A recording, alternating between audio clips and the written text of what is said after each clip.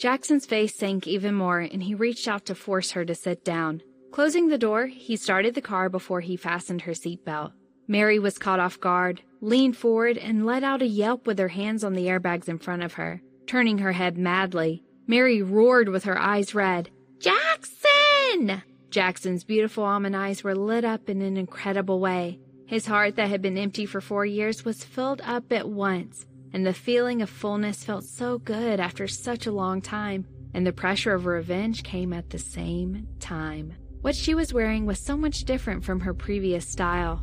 No powder on the face, long hair scattered, and her skin was also a bit dull. There were even faint dark circles under her eyes. Her skin was clearly a lot worse than before. The fabric of her outfit was terrible, looking old-fashioned and poorly made. Her entire outfit plus her shoes were probably worth less than $500.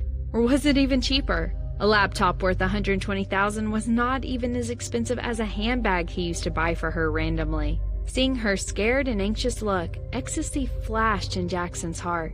Seeing her miserable, he was relieved. Look, without her, he still had the same life, wandering among pretty girls. She was not indispensable at all. It was her who became her original self when she was no longer the apple of his eye. She deserved it. Jackson chuckled out of nowhere and drove even faster. Mary felt a bit spooked and felt even more afraid. She fastened her seatbelt and gasped. She knew him too well. She could not, absolutely not, fall into his hands. Mary's heart raced. She gritted her teeth and her eyes were firm. The car stopped at the entrance of the hospital and she immediately opened the door and jumped, running toward the back. Just then, a vacant taxi drove over and Mary waved her hand as if she had found a life-saving straw. Just when the car pulled over, Mary was lifted up by a big hand. Jackson did not speak and he was being very rough with no love or sympathy. "No, Jackson!" Mary was scared. How well she knew him. Jackson was angry, very angry. But he was more violent and indifferent than before, which was shocking to her.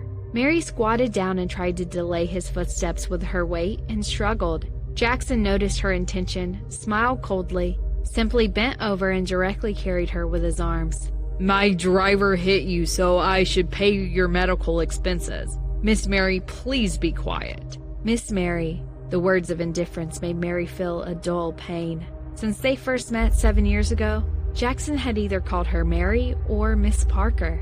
The unfamiliarity made her feel even worse than a curse word. She was wrong. She had been wrong for 4 years, but it was too late.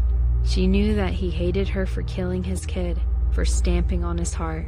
Mary said nothing, feeling suffocated. Someone in the hospital recognized Jackson and immediately invited him inside. Jackson was invited to the emergency room, and he put Mary on the hospital bed. His moves were not loving or gentle at all.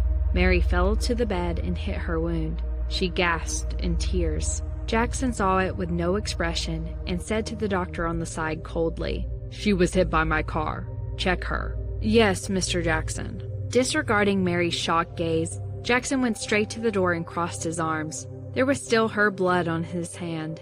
Jackson stared at it for a long while and suddenly felt that he was ridiculous. Why did he have to come here?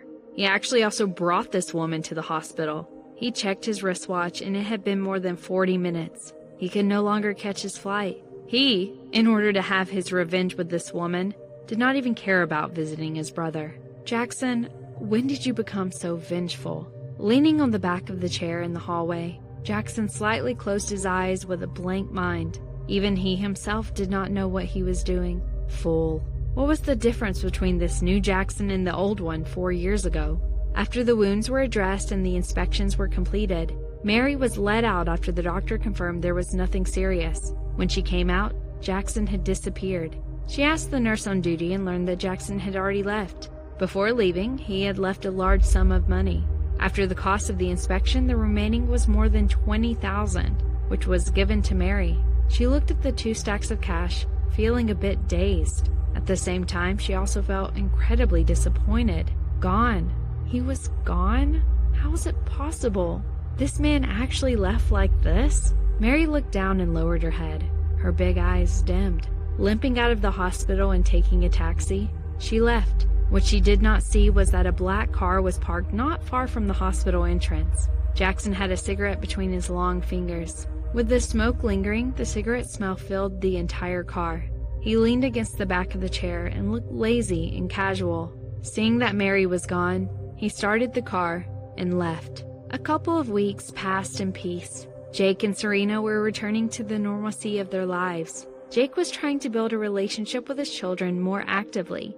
Although Jeremy had not completely accepted him as his father, he was warming up to his presence being around. Jake was trying to maintain a cordial relationship with Henry, who used to come by to the old house often to play with the children. Jake had often caught him stealing glances of longing at Serena, but there was nothing Henry could do about it.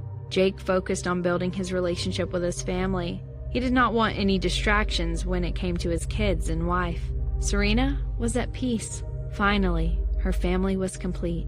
The Robinsons had gone out on a picnic to the park on a very bright and sunny day. The kids were playing frisbee with Emma, while Jake and Serena lounged on the grass nearby looking at their kids playing. Jake wrapped his arms around Serena's shoulder and she leaned on his chest. She had dreamt of this moment in the last 5 years so much. She felt like if she opened her eyes, it would be taken from her. Jake saw his wife content and automatically also felt happy. I know what you're thinking. What? She asked as she nuzzled into his neck, taking in his smell. Those 5 years when Jake had disappeared were the worst for her. She thought whether she would be able to see him again, touch him again. Right now, sitting with him almost seemed like a dream that she never wanted to wake up from. Will we be like this forever? The answer to that, Mrs. Robinson, is yes. We will be like this forever. Even when the kids grow up and go away to build their own lives. Even when we will become old and wrinkly, I will still want you around me. All the time. Do you understand? Serena did not care about anything other than being with Jake and her kids right now. Suddenly, she thought of how all their enemies had not been caught yet. Although Jake had escaped, Lila and her goons were still out there. But right now, none of that mattered. She wanted to enjoy every moment with her husband and her kids. That was the most important to her. Suddenly, as if piercing right through her perfect bubble, there was the sound of a gunshot. As if instinctively, Serena and Jake quickly got up and looked in the direction of their kids. They saw Jeremy, Julianne, and Seth had stopped running around and stood in one place with petrified expressions on their faces. Emma had been hurt and was lying on the ground, writhing in pain. A woman with disheveled hair, wearing a beige pantsuit, had a huge scar on her forehead, was standing behind the kids with a pistol in her hand. The sun's rays were blinding so they couldn't see her face clearly. The woman had a mask on, and Jake and Serena ran toward the kids. At a distance, the woman yelled, "Stay back, or else you will lose out on one of the precious little Robinsons of yours." Serena did not know what to do. She was in a panic, wanting to rush towards her kids, but Jake held her hand and stopped her. Serena did not recognize the woman, but Jake knew who it was. It was Lila. "Please, leave my kids out of this. What do you want? We can give you anything you desire," Serena said, almost on the verge of crying. Julianne, seeing her mother in such a state, began crying too. Jeremy held her hand tightly. The woman said in a raspy voice, "What can you give me? You have taken everything from me. How do you think I will let you live in peace? I won't rest till I have stripped you of every joy you have. You don't deserve this. This was supposed to be mine." It was Lila. She knew it. Serena was confused. She couldn't think. All she wanted was her children. They could not be hurt. How did everything change so quickly? Weren't they just talking about their future together? Jake very calmly pushed Serena behind him and began taking slow steps toward this woman. "You don't have to do this. Just give me the gun. I will do anything you say. Leave our children out of this." He purposely mentioned our. Seth was her son. Maybe she would show some respite and keep the kids out of it. Lila roared in laughter. "Who cares whose kids they are? It will all hurt you both equally the same. As long as I am alive, I will make sure the two of you don't live a happy life ever."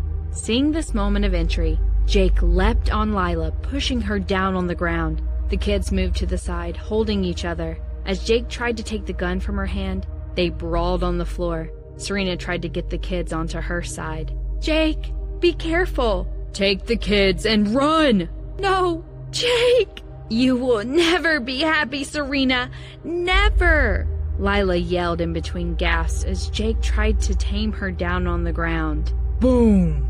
The sound of 2 bullets being fired resonated in the air. Serena's face turned white. Jake froze. The children who were standing on the side did not know what had happened, as 2 of them collapsed on the ground. Serena felt as the ground between her feet had been pulled. Everything turned black as she registered what had just happened. What was Serena going to do when the family she had gotten a chance to rebuild was taken away from her? Were the kids okay? Will Jake be able to save his family from the mad woman Lila? How is Serena going to live in a world where her love and her family would cease to exist? Will Serena and Jake get a chance to live their lives out happily? Stay tuned for next season as we watch out where Serena's destiny takes her and if she will get another chance to live her life the way she always wanted to. Watch out for more information.